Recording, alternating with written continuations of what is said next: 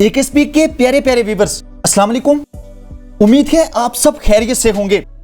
दोस्तों, आज का किस्सा है एक ऐसी बस्ती का जो बिल्कुल वीरान और सुनसान हो चुकी थी। अजीब मुल्क था कि जिसकी बस्तियां सुनसान होती जा रही थी। इंसान, जानवर, चरिंद परिंद सब परेशान थे। न किसी को वजह समझ आ रही थी और ना ही कोई हल। एक तोता तोती जो कि दूर दराज के जंगल में रहते थे, वो इत्फाकन उस सुनसान होते मुल्क की एक बस्ती से गुजरे। रात होने वाली थी तो उन्होंने वहीं एक दरख्त पर रात गुजारने का फैसला किया। वो दोनों दरख्त पर बैठे बातें कर रहे थे। तोती कहने लगी, मुझे लगता है इस बस्ती से किसी उल्लू का गुजर हुआ है, इसलिए ये वीरान हो गई है। क्योंकि पुराने जमानों में ये बात मशहूर थी कि अगर किसी बस्ती से उल्लू का गुजर हो जाए या वो वहीं बसेरा कर ले तो वो बस्ती जल्द वीरान हो जाती है।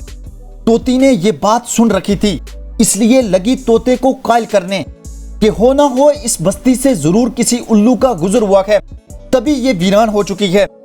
पास के दरख्त पर बैठा उल्लू उनकी बातें सुन रहा था। वो उड़कर उनके दरख्त पर आ बैठा और कहने लगा, तुम लोग इस गांव में मुसाफिर लगते हो, आज रात मेरे मेहमान बन जाओ, मेरे साथ खाना खाओ, कल बेशक चले जाना। उल्लू की मोहब्बत भरी दावत सुनकर तोता और तोती इनकार न कर सके। उन्होंने उसकी दावत कबूल कर ली। उल्लू का घर पास ही था। वो उन दोनों को साथ ले गया। खाना खाकर वो दोनों सो गए।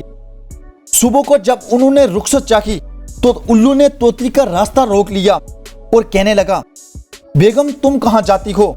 मेहमान को जाना है तो जाने दो। तोती परेशान होकर बोली, ये कोई पूछने की बात है? जाहिर है मैं अपने खामद के साथ वापस जाऊंगी ना।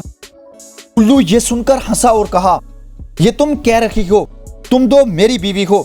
ये सुनकर तोता और तोती उल्लू पर झपट पड़े और गर्मा गर्मी शुरू हो गई। दोनों फरीकैन में जब बहस और तकरार ज्यादा बढ़ी तो उल्लू ने उनके सामने एक तजवीज पेश करते हुए कहा, ऐसा करते हैं, हम तीनों अदालत चलते हैं और अपना मुकदमा काजी के सामने पेश करते हैं। काजी जो फैसला करेगा वो हमें कबूल होगा। इस कहानी के आगे बढ़ने से पहले अगर आपने अभी तक ये हमारी वीडियो लाइक नहीं की तो कर दें। न्यू आने वाले नाजरीन AKSP को सब्सक्राइब कर दें और बेल आइकन पर जरूर क्लिक करें। यह आपका हमारे लिए सबसे बेहतरीन तोहफा होगा। उल्लू की तजवीज पर तोता और तोती मान गए और वो तीनों काजी की अदालत में पेश हुए। काजी ने दलाइल की रोशनी में उल्लू के हक में फैसला देकर अदालत बर्खास्त कर दी। तोता इस बेइंसाफी पर बहुत रोया मगर कोई सुनवाई न हुई। हर शख्स ने यह बात मान ली कि वाकई तोती उल्लू की ही बीवी है। यह सब देखकर तोता हिम्मत हार बैठा और रोता हुआ अपने जंगल को जाने लगा। वो अभी कुछ ही दूर गया होगा कि उसे परों की फड़फड़ाहट की आवाज आई। पीछे मुड़कर देखा तो उल्लू था और उसके साथ तोती भी। उल्लू ने तोते को आवाज दी, भाई अकेले कहां जाते हो?